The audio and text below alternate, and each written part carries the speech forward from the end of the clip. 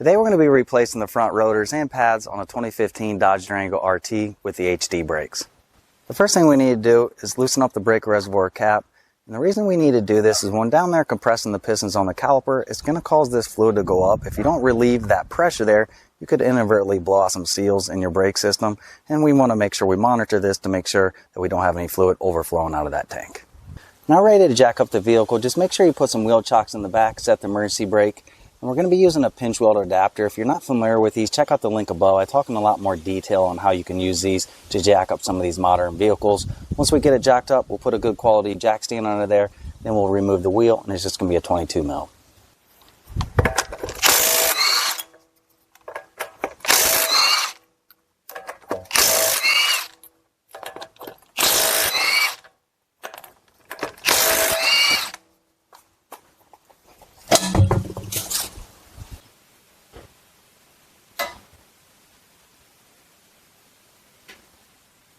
Now we're ready to remove the caliper, and you just gotta pull off a couple of these caps.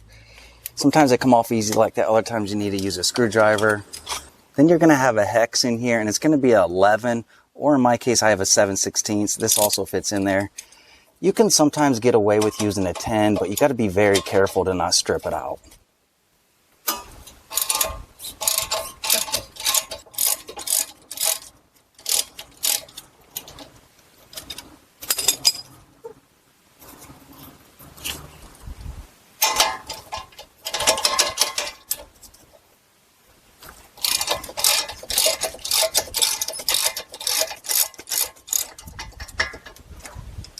Then we'll remove this spring tension here.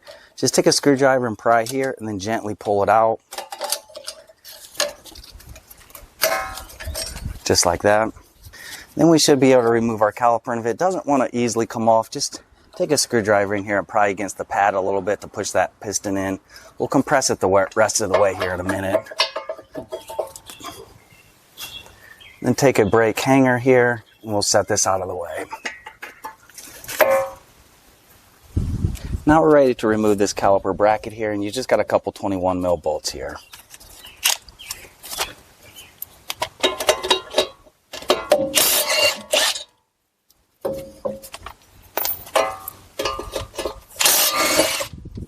Then the caliper bracket should come off. Then to remove the rotor, first remove this little rubber seal here holding the rotor in place there. Just take a pick, pull it off like that. Sometimes you get lucky and these come off very easily. Other times you got to get a little aggressive with them. Just obviously if you're reusing this, you don't want to get aggressive down here, but we are replacing it, so we'll just get aggressive with it to get it off here.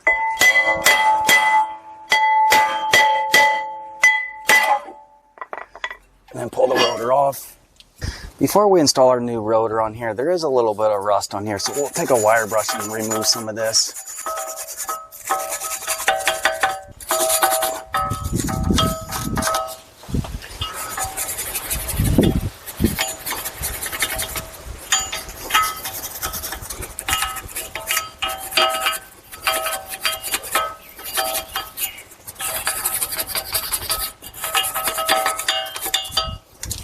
Then we'll spray a little brake clean on here.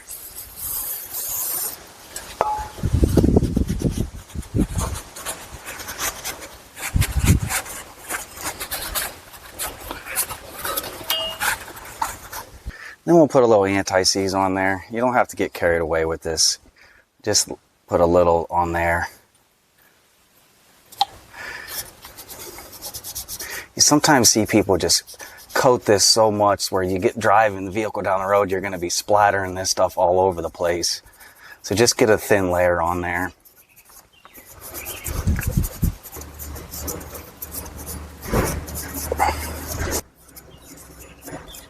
Moving on to installing the new rotor. I've been using these Bosch Quitecast for the last year or so, and I really do like a lot of their brake parts. And you're going to notice it does have a rust protective coating on here, very similar to a lot of the OEM rotors that you buy. And if you're not familiar with the rotors and the brake setup on these Durangos, there's the standard brakes, then there's the HD brakes. How you can tell which one you have, go to your rear brakes back there and you're going to see the vent in there. That means you have the HD brake. So you have a little bit larger rotor up front. If you go in the back and you just have the single rotor, that means you have the standard rotors. And even though I know I ordered the right HD brakes, it's always best practice to compare it to the old. So what you can do, take your old rotor, set it like that, take your new one, and just go around and compare the diameter to make sure they match. Once they match, we'll go ahead and install it. And one other note, if you're not going to get one of these type of rotors with this rust protective coating, that's the bare metal, make sure you use some brake clean to clean off that oil. But if you have this rust protective coating, this is good to install as is.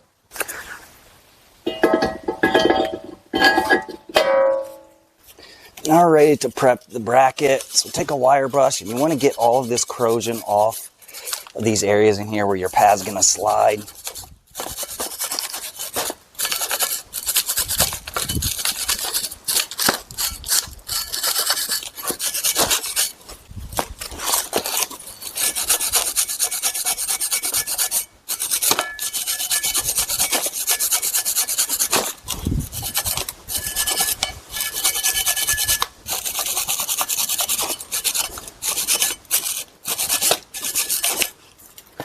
And take a little brake clean.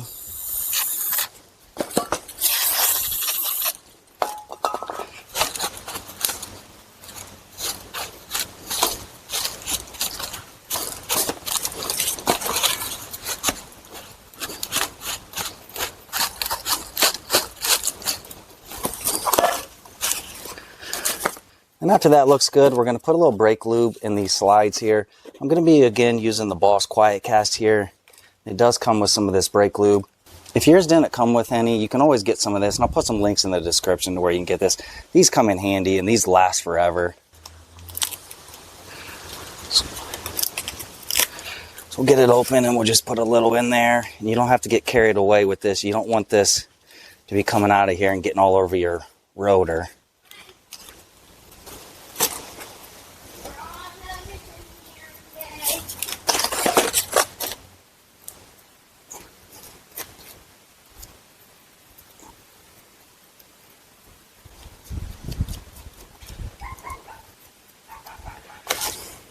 Then also take your pins and make sure these are cleaned off, and we'll put a little bit of lube on these as well.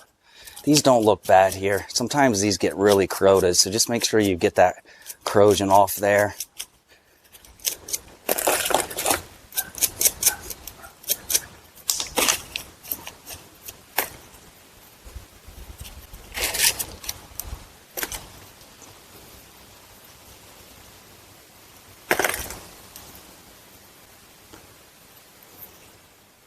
Then we'll go ahead and install the caliper bracket back on the vehicle.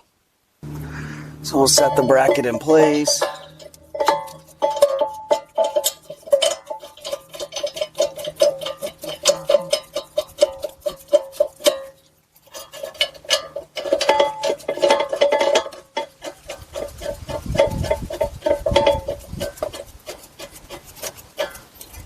Then we're going to tighten up these bolts to 144 foot-pounds.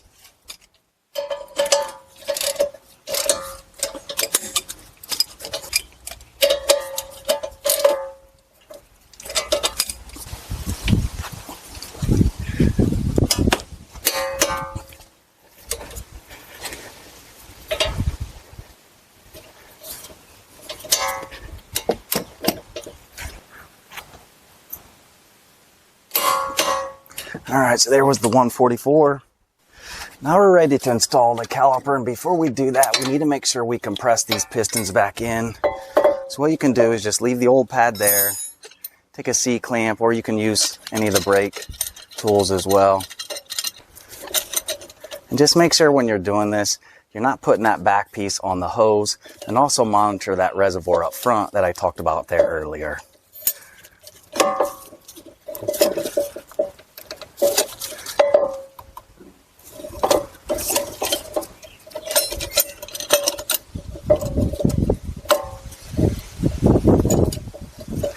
And you're going to slowly see both of those pistons slowly get compressed back into the caliper there.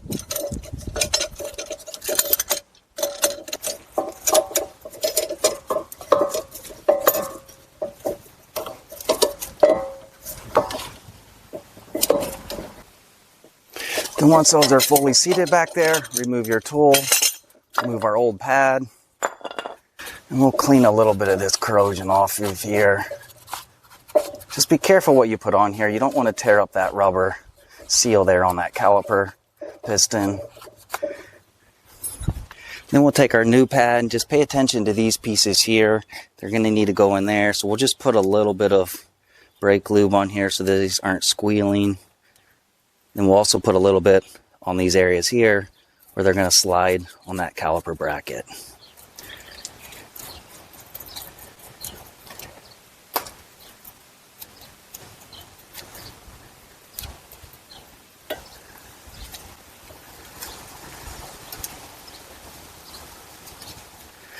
Then once that looks good, go ahead and insert the pad like that. Then take your other pad and again lubricate the sides on the bottom here. And we'll go ahead and set this one in place. Then take your caliper, put this back over here, and take these slide pin bolts and we're going to torque these to 41 foot-pounds.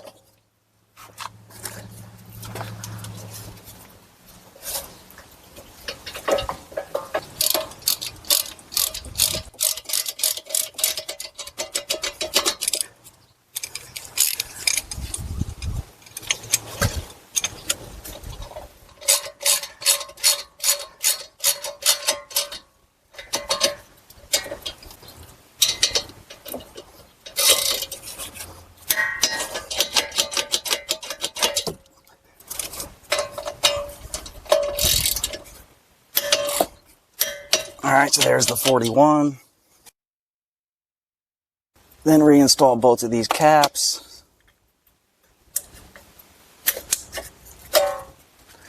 Then we'll go ahead and install this rubber ring around here. Typically you can reuse these if you just clean it off a little bit. And then we'll go ahead and install the tension clip. And these Bosch pads do come with new clips here, so we'll go ahead and get the new one out. And you're going to notice that little piece there. It needs to get wedged back in on both of these areas here.